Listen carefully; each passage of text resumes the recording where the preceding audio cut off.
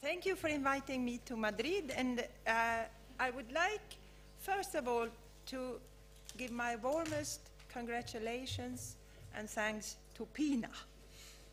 Yes, because without Pina, there will be no PLENT. And that is something that I have learned, that all big changes in human life always starts somewhere. Someone has to start, and we other can join. So I feel that I am only joining Pina when we are talking about PLENT. Working for gender equality is about change. So do you think change is easy? No. I think change is hard. Everyone who joins PLENT, everyone who joins the idea of gender equality should know that it is hard work, nothing else. Do I think it's worth it since I worked for so many years? Yes. I couldn't think of any better time of spending my life than working for gender equality. Because it's a thrilling thought that perhaps I can be a small little person who changes the world to something that it has never been before. So you see, sometimes I think I'm crazy. I think I can change the world, ooh. But in fact we can. And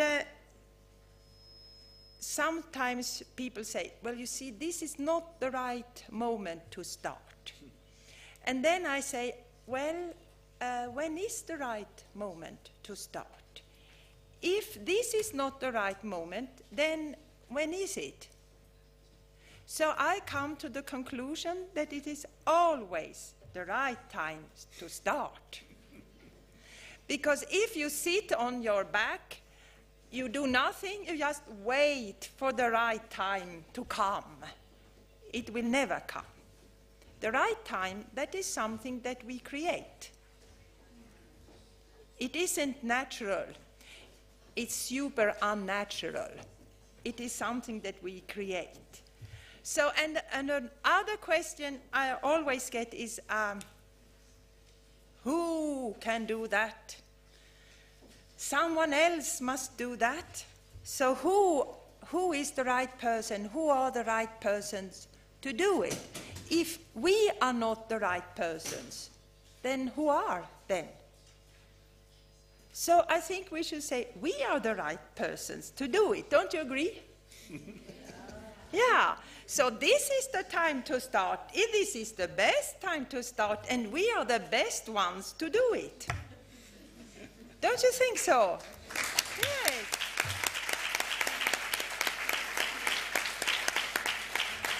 And why are we the best ones? Because we are more intelligent than anyone else? No. Because we have decided we want to. All change starts with a human will to do something. That is my opinion. You want something, and then you can do it. So my little talk today, yesterday we had a meeting, and then I thought I should address the issues that were brought up yesterday, today. Because we were talking about PLENT being a global network. So I thought, yes, we should think globally. We were talking about we have to be strategic, and I said, yes, we should talk about strategies for change. So then I thought I'll try to give you an input on the global level, on the Swedish national level, on women's research or gender research, because we need knowledge, and on women's movement. We need movements, or gender equality movements, to change the world. And I'll try to concentrate on the issues that have been and are the most important ones, and the institutions that can and have been built to make change sustainable. Because you can get changes, you can change structures, but how do you make them sustainable? Because everything can go backwards, we know that. So what to do? If you think that is okay.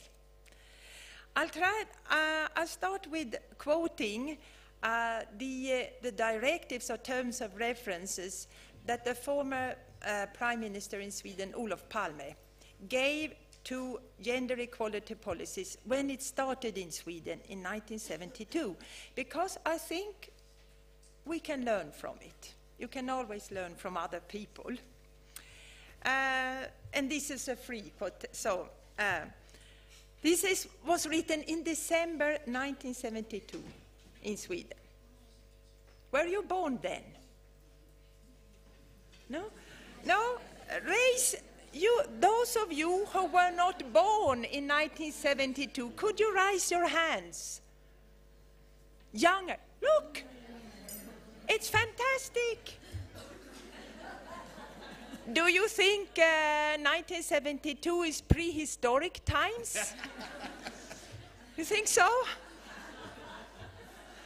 Well, I think it is age.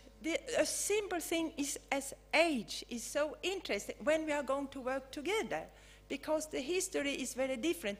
I myself, and I look at the audience, and I can see that some of us, we were young and strong and working in 1972 when you were not around. So working with gender equality is something that I have done before you were born. That is how old I am. That is how hard this is. So it's not a quick fix. But this was written in 1972. The lack of gender equality between men and women has, during the latest time, gained a support. The efforts for gender equality has a growing support among the public. People want it. The society, politics, should actively support these efforts and in different fields of society implement reforms to shape an increase in gender equality between men and women. Targeted and coordinated activities are required, shaped from a holistic understanding of human life. The work for gender equality cannot be conducted isolated, but should be combined with an effort for social justice in society. These are the starting words for Swedish gender equality policies. And I must say, I love these words. I have always thought, well, it's good. It's just to start working. And that is what happened in the 70s. Today, I focus only when it comes to the parental leave and the ideas on that. I leave everything, all the other issues. I don't care about them today. The first thing, if you want to have a holistic view, you have to have very strict facts. How is it? So that is one thing that we have worked a lot with in Sweden, statistics. Yes, knowing to say, this is what it looks like. Are we satisfied, yes or no?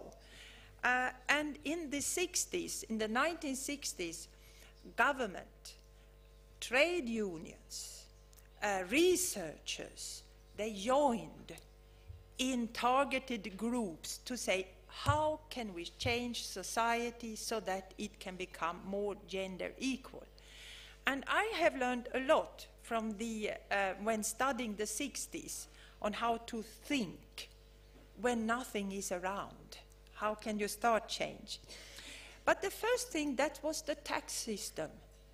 They said, well, we cannot have equality if we have a tax system that gives a certain citizenship to men and another one to women. It's very principled.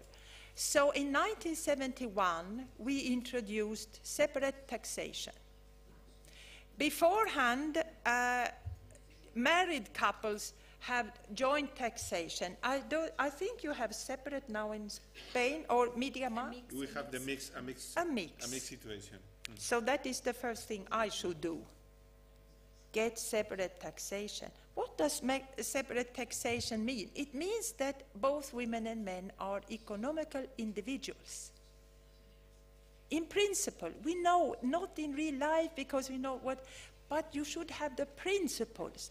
And when you work with gender equality, you should be very sure on principles. You should feel that when you work for gender equality, you are in the core of understanding democracy. You are in the core of understanding equal citizenship. And that is citizenship. That is the contract between the state and the individual. So we are in the core of politics, the individual and the state. You should be very sure that working with gender equality is being in the core of human rights.